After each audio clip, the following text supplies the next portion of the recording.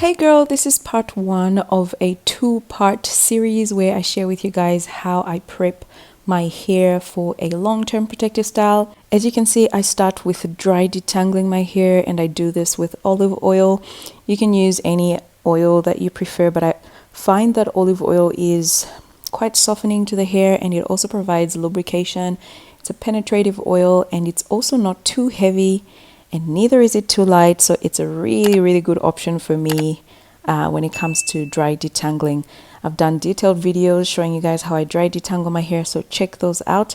However, what I'm gonna do is dry detangle my hair, and then I'm gonna go ahead to wet detangle my hair, so thoroughly get shed hairs out and all that, and then go ahead to wet detangle my hair. If I was doing my hair by myself, as in not using a braider or someone else to do my hair, I would have not probably gone through this entire process. But because you don't have time to be explaining things and trying to collectively make parts and being gentle with your hair, you just want to make sure that your hair is thoroughly detangled and stretched prior to having someone touch it or braid it or part it or comb it or anything like that.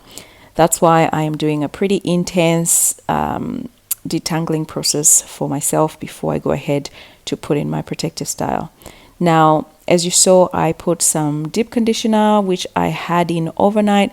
You don't necessarily have to have it overnight. You can just have it in for, a few hours, in my opinion, should be fine. However, I left the conditioner in overnight simply because I was tired, girl, and yeah, life needs to go on. Anyway, as you can see, after thoroughly detangling, I went ahead to wash my hair, and I ended up using my regular shampoo, which is the Manuka Intense Hydration Manuka and Mafura Oil shampoo. It doesn't suds up as much, but it does a good job cleansing my hair. So I like this shampoo because it doesn't strip my hair of moisture. And what I like to also go ahead and do is do a protein treatment when I'm going to protective style, because I'm putting my hair away for a while, and yeah, I just want to give it extra strength. I added an egg for extra strength, left the treatment in for about 15 minutes with heat, and then went ahead to deep condition my hair for another 15 minutes as well. I have said in the past that I don't use eggs on my hair, but I've done further research and I realize they actually are beneficial, particularly to the outer layer of the hair, but I can do a separate video for that. My final step is to rinse my hair with distilled water or spring water just to remove all the hard water deposits on my hair. Alright guys, I'm already tired, but here we go. I've got my humectant rich spritz, which is glycerin and water plus apple cider vinegar and water. I've got my leave-in conditioner and my trusty castor oil, and these are the products that I'm going to be using to moisturize my hair. I have done videos showing you guys how I thoroughly moisturize my hair, but in a nutshell, I like to be very generous, and I like to pretty much go to town with my products, particularly, actually I'm not even gonna say particularly, all my products. So the spritz, the leave-in conditioner, and also my castor oil are all applied generously to the hair.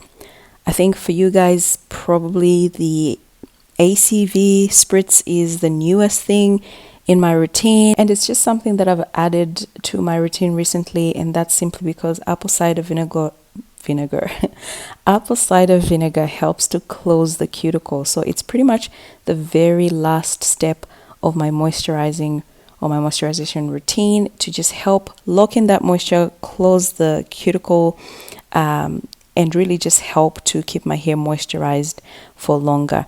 I may do a separate video just discussing that in detail, but guys, that's pretty much what I'm doing to moisturize my hair. So the process is pretty much glycerin spritz, leave-in conditioner, castor oil to seal, and then once I'm done with my whole head, I'm gonna go ahead and spritz my ACV all over my hair.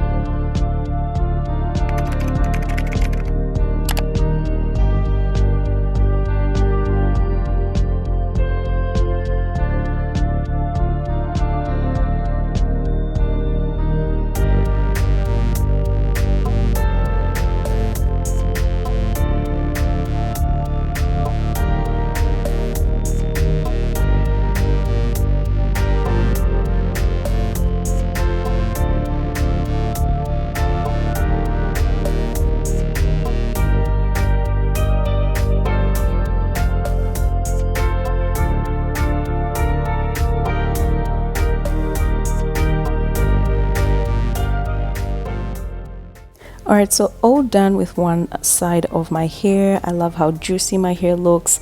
You can see the product sort of showing through. I probably overdid it, but I would rather overdo it than underdo it. And of course, if you have too much product in your hair, you can just squeeze it all out. However, all that white stuff goes ahead and melts away, so no need to worry at all. Girl, I can't believe I'm still recovering from my postpartum shedding.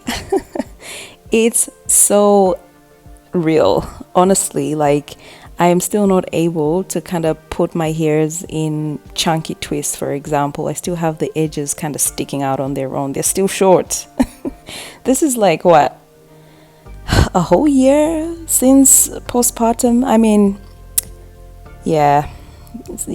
I guess I can make another video about that, but all I'm saying is that it takes a while to recover. I mean, the shedding has stopped and the hair has indeed grown back, but the length, yeah, takes some time.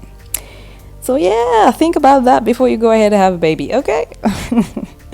Anywho, guys, I'm gonna go ahead and just moisturize the other part of my hair, and then we're gonna go ahead to the next step.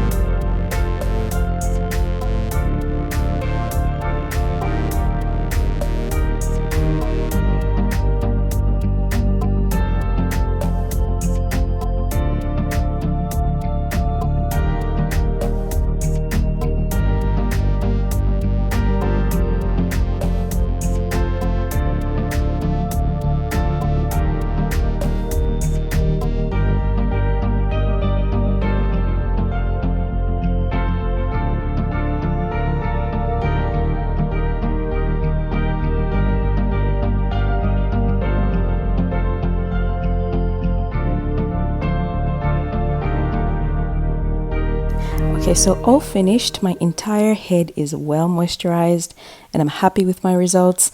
What I'm gonna go ahead and do is now spritz my hair with the apple cider vinegar.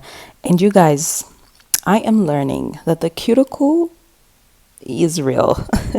You can do things to open the cuticle to allow hydration, moisture products, etc. to go in, and you can also do certain things to close that cuticle. And one of those things you can do is to apply an apple cider vinegar spritz or even an aloe spritz to help you just lock everything in, girl. So yeah, more videos to come on this, but this is what I'm doing in this video.